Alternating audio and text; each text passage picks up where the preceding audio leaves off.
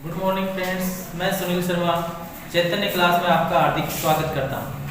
आज हम हिंदी काव्य शास्त्र का एक महत्वपूर्ण टॉपिक पढ़ने जा रहे हैं जो काव्य रस है।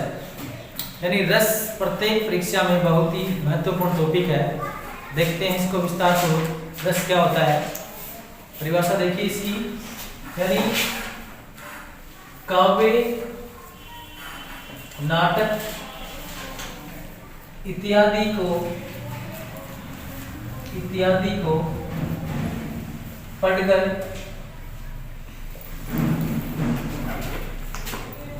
हमारे मन में जो आनंद की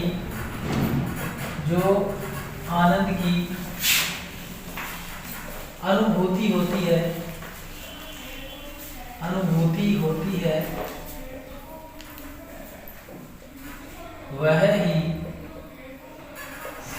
रस कहलाता है। रस कहलाता है।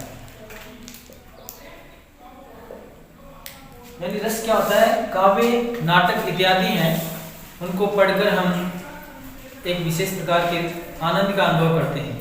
हमारे मन में जो आनंद आता है वो ही वास्तव में रस है।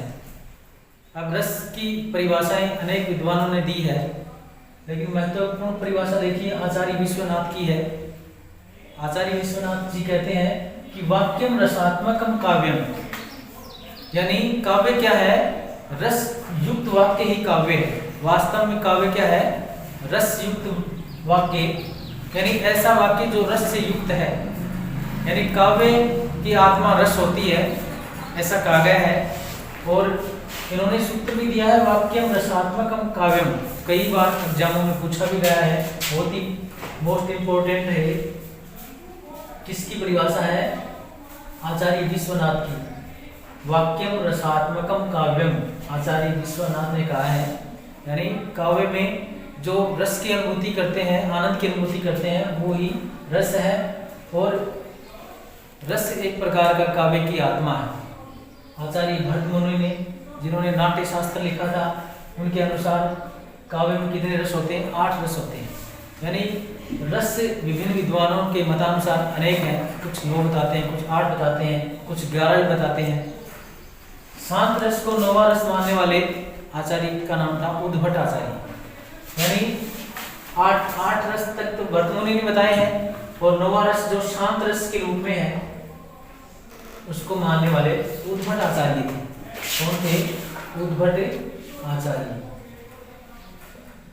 इन्होंने शांत रस को 9वां रस माना है। और वात्सल्य जो रस है, यानी माता का पुत्र के प्रति और या पिता का पुत्री के प्रति जो प्रेम होता है, वो शांत रस के अंतर्गत, वात्सल्य रस के अंतर्गत आता है।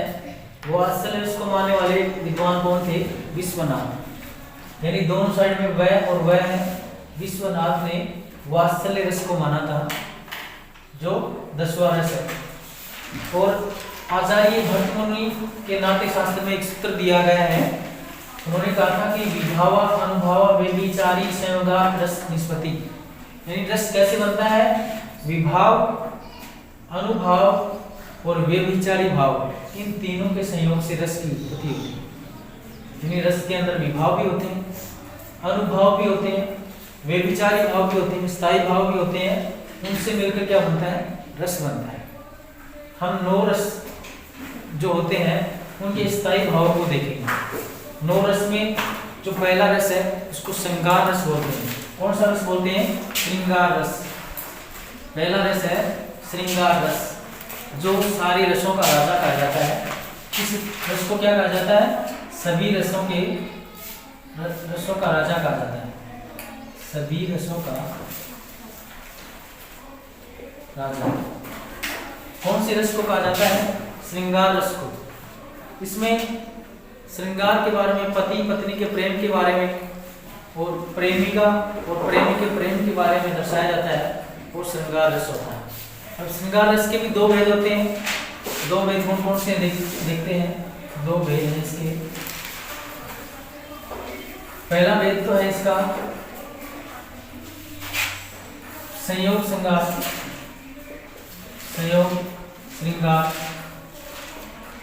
और दूसरा भेद है इसका वियोग श्रृंगार। वियोग श्रृंगार। वियोग श्रृंगार को विप्रलंब श्रृंगार भी कहा जाता है। दूसरा नाम क्या है? विप्रलंब श्रृंगार। यानी कई बार पूछ लिया जाता है विप्रलंब श्रृंगार कौन सा श्रृंगार होता है? वियोग श्रृंगार होता है। और दूसरा क्या है? संयोग श्रृंगार। अब देखिए संयोग श्रृंगार क्या होता है? जब प्रेमी और प्रेमिका या पति और पत्नी आपस में दोनों का मिलन होता है वो संयोग श्रृंगार के अंतर्गत आता है। क्या आता है इसमें? प्रेमी प्रेमिका का मिलन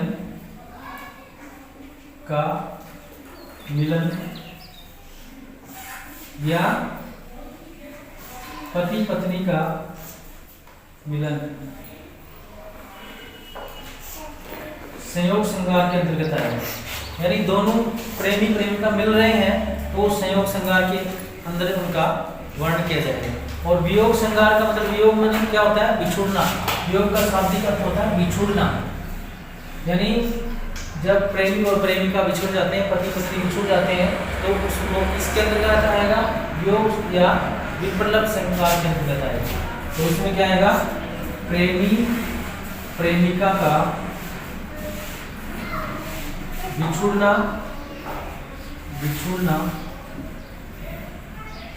या उनका दोनों का वियोग विप्रलंब श्रृंगार के अंतर्गत आएगा। विप्रलंब श्रृंगार यानी बहुत सारे कवियों ने हिंदी साहित्य में वियोग श्रृंगार रस का बड़ा मनोरम वर्णन किया है, जिसको सुनकर जो काव्य आत्माएं हैं उनका हृदय द्रवित हो जाता है। यानी प्रेमी प्रेमिका का बिछुड़न है, पति पत्नी का, राजा रानी का जो वियोग है इस श्रृंगार में वियोग श्रृंगार में आते हैं। तो श्रृंगार रस के दो भेद हो गए, संयोग श्रृंगार और वियोग श्रृंगार। तो इसका स्थायी भाव क्या होता है? रति होता है। रति क्या होता है? श्रृंगार का स्थायी भाव होता है। सेकंड जो रस है वो हास रस है। यानी हास रस क्या होता है? वह रचना जिसको पढ़ या सुनकर हमें क्या आए? हंसी आए, वो हास्य रस के अंतर्गत आती है। वह रचना जिसको पढ़ या सुनकर, काव्य नाटक इत्यादि जिसको सुनकर हम हंसें, हंसी मजाक से संबंधित हास रस में आती है। और इसका क्या है? स्थायी भाव हास ही है। यानी ऐसी रचना जिसको पढ़कर जिसको सुनकर हमारे मन में हंसी का भाव जागृत हो, हास रस के अंतर्गत आएगी। अगला है करुण रस। कौन सा है? तीसरे नंबर का है करुण रस है। करुण का मतलब दया होती है। वह रचना जिसको श्रोतागण पढ़ या सुनकर क्या करता है? जिसके मन में दया भाव पैदा होता है, करुणा जागृत होती है। यानी बहुत सारे ऐसे काव्य हैं जिनको देखकर करुणा जागृत होती है, दया जागृत होती है, तो करुण रस के अंतर्गत आएगा। कौन से रस के अंतर्गत आएगा? करुण रस के। और इसका स्थायी भाव क्या है? शोक है। स्थायी भाव क्या है? शोक है। चौथे नंबर का जो रस है वो रौद्र रस है। कौन सा है? रौद्र रस है। और उसका स्थायी भाव क्या है? क्रोध। क्या है? क्रोध। यानी कुछ ऐसी रचनाएं भी होती है जिनको देखकर क्रोध आता है, गुस्सा आता है, तो वो कौन सी रस में आती है? रौद्र रस में आएंगी। और इसका स्थायी भाव क्या हो जाएगा? क्रोध हो जाएगा। क्या हो जाएगा? क्रोध हो जाएगा। पांचवा जो रस है जो वीर रस है, क्या है? वीर रस है। और इसका स्थायी भाव क्या होता है? उत्साह होता है। यानी ऐसी बहुत सारी रचनाएं हैं जो वीर रस में रची गई हैं, जिनको पढ़ सुनकर जब युद्ध में सैनिक जाता था उससे पहले चारण भाट पुराने जमाने में कविताएं सुनाए करते थे, जोशीली होती थी। और उनको पढ़ सुनकर जो राजा लोग थे ना उनकी भुजाएं फड़कने लग जाती थी। जैसे झांसी की रानी की कविता है, वो कौन सी है? सुभद्रा कुमारी चौहान के द्वारा लिखी गई है। वो है, चमक उठी सन 57 में वह तलवार पुरानी थी, खूब लड़ी मर्दानी वो तो झांसी वाली रानी थी। यानी झांसी की रानी लक्ष्मीबाई का नाम सभी ने सुना है, बहुत ही जोशीली कविता है। उसको सुनकर हमारे मन में उत्साह जागृत हो जाता है। तो ऐसी कविताएं हमें किस रस में रखेंगे? हम वीर रस के अंतर्गत रखेंगे। और वीर रस का स्थायी भाव क्या है? उत्साह है। यानी हमारे मन में उत्साह का भाव जागृत करने वाली ऐसी पंक्तियां हैं जो कौन से रस में आएंगी, वीर रस के अंतर्गत आएंगी। अगला जो रस है वो भयानक रस है। क्या है? भयानक रस है। और उसका स्थायी भाव क्या है? भय। यानी कुछ ऐसी रचनाएं होती हैं जिनको सुनकर पढ़कर श्रोता के मन में भय का भाव जागृत होता है। यानी जैसे हम भूत वगैरह, राक्षस वगैरह उनकी कहानियां सुनते हैं, दैत्य की, राक्षसों की, निशाचरों की, तो हमारे मन में एक प्रकार का डर लग जाता है, भयभीत होने लग जाते हैं। तो ऐसी रचनाएं किसमें आएंगी? इस प्रकार की रचनाएं हैं वो भयानक रस है जिसका स्थायी भाव भय होता है।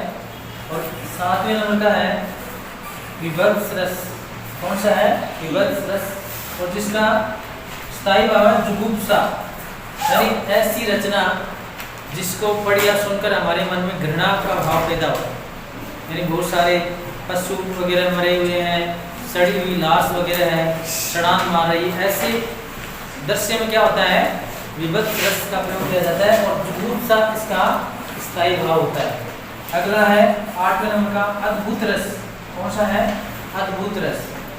और इसका स्थायी भाव क्या है? विस्मय। यानी ऐसी रचना जो अनोखी हो, विचित्र हो, उसमें अद्भुत रस होता है। और विस्मय इसमें क्या है? स्थायी भाव होता है। 9वां जो रस है वो शांत रस है। और शांत रस ऐसी बातों में होता है जैसे जो कबीर जी की बातें हैं उनमें अधिकतर शांत रस, भक्ति रस इत्यादि है। तो उसका क्या है? निर्वेद स्थायी भाव है शांत रस का। 9वां जो रस है शांत रस है और इसका स्थायी भाव निर्वेद है।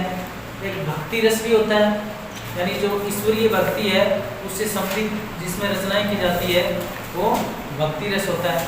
यानी विभिन्न विद्वानों के मतानुसार अनेक प्रकार के जो रस होते हैं। अब आगे की कक्षा में हम रस के बारे में विस्तार पूर्वक पढ़ेंगे, रस के जो अंग हैं उनके बारे में विस्तार पूर्वक अध्ययन करेंगे। तब तक के लिए नमस्कार, जय हिंद, जय भारत।